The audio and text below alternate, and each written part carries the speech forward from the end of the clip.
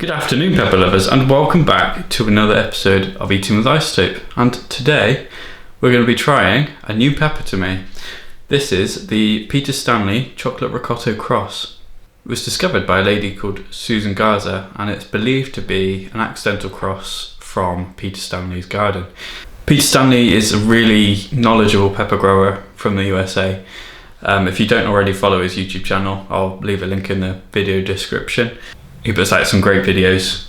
I think his Hydro series is a force to be reckoned with. But without further ado, I will go out and grab the pepper and cut into it and see what it looks like.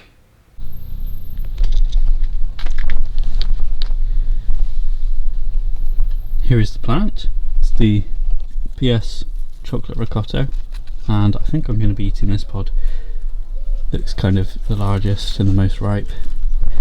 Still very firm. Just gonna pluck that one off.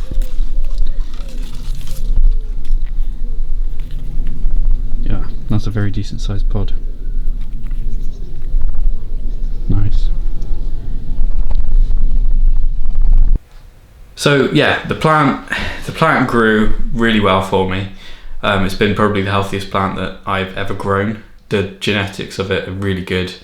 It's incredibly heat tolerant, cold tolerant, just about everything tolerant apart from wind. I did have to bring it inside during some heavy wind that we had. In case you're wondering why I'm red, by the way, I have just eaten a pepper and I touched my forehead, so that's why it looks like my forehead's on fire. So yeah, I'm just going to go ahead and cut into it, see what we find. Try and get a good angle on that.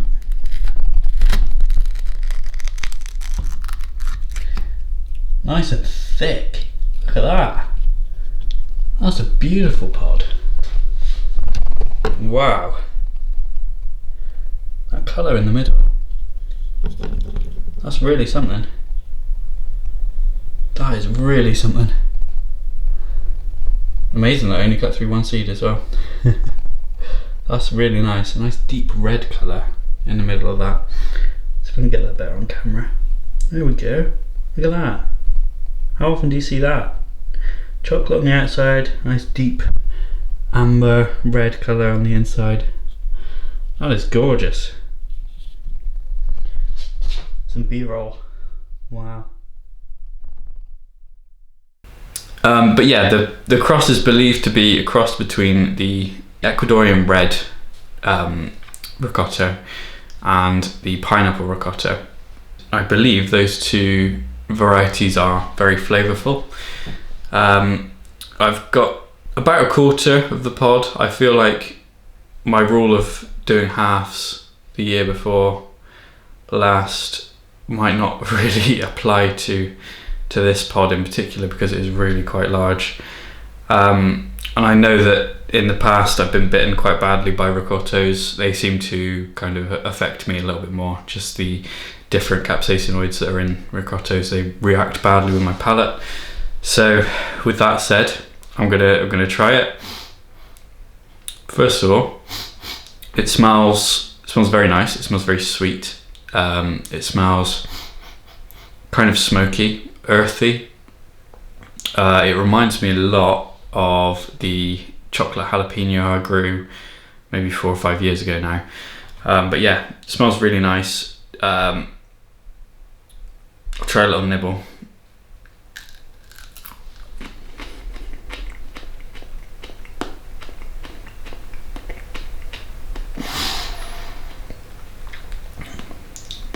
Yeah, so for those of you that have never had a Rocoto before, which I imagine is actually quite a few of you, go out and plant a Rocoto next year or this year, depending on where you live.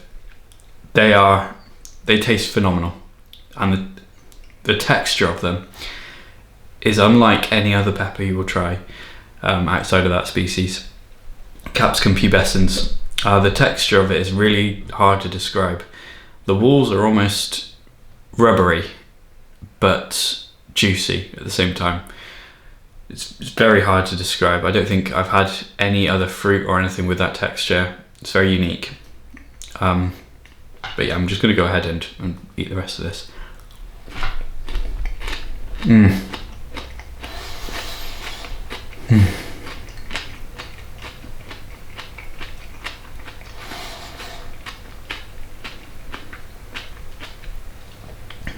Oh, you honestly, you can't get a better pepper than that.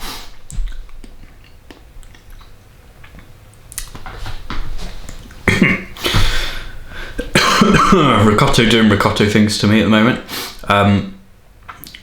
It's not pungent at all. In fact, I would say it's rare, very low on the Scoville scale, below jalapeno even for me. But it's affecting me kind of at the back of the throat. But honestly, that is the juiciest pepper I've ever tasted. It's it's kind of almost like a lychee in the level of juiciness and sweetness. It's quite sweet, but it's also a very savoury taste. It's like earthy, and I want to say that like the aftertaste is it's almost oniony. Almost tastes like an onion. It's very easy to see why that is a favourite pepper with quite a few of the people in the community. Me personally, I would definitely grow that again. I love Rocotos. They do really well in our climate in the UK. The only thing that puts me off growing them sort of indoors in the tent is their sprawling growth habit. So they tend to kind of spread out sideways rather than grow upwards and outwards like a Bactum. They kind of grow flat.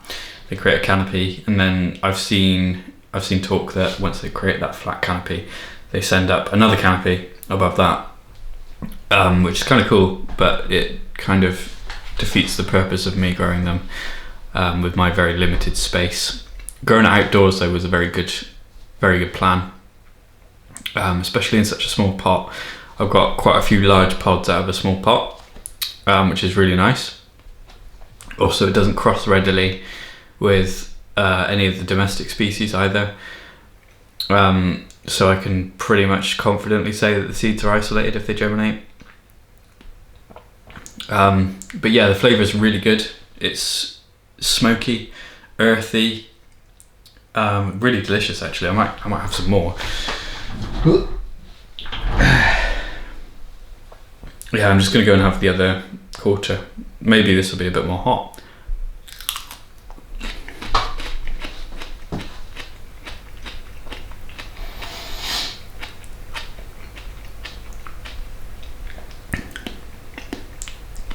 No, it's not hot. It's got no heat to it.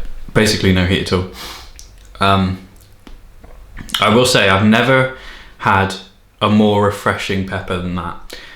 It's like having a smoothie. It's delicious, especially in this heat that we're having in the UK at the moment. It's going to get up to 32 degrees in the next couple of days, and it's going to stay there for almost a week. But yeah, this is really, really refreshing.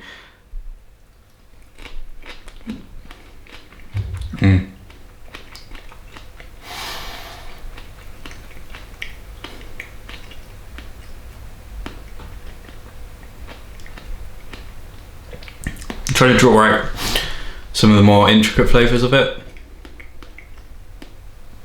When you're chewing it, there's not really much.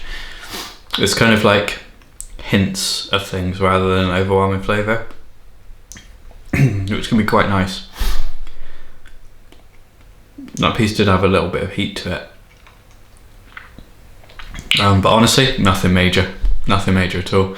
Really, really tasty pepper. I think if you're going to grow a Rocoto next year or this year, whenever it is, grow that one. It's really good. I had the Manzano Orange a couple of years ago. That one kind of gave me a bad experience with pubescens, so I kind of tried not to grow any last year. But yeah, that one was really tasty, really worth growing. It's actually taken everything that I've got not to kind of finish the rest of that pod off. I do want to leave some for autumn to try, but that's really tasty. It definitely got like an aftertaste of onions, so that'd be really good in like a sauce with onion. But yeah, overall, really, really happy with that. Definitely will grow that again. And thank you very much for watching, everyone, and I'll see you in the next episode.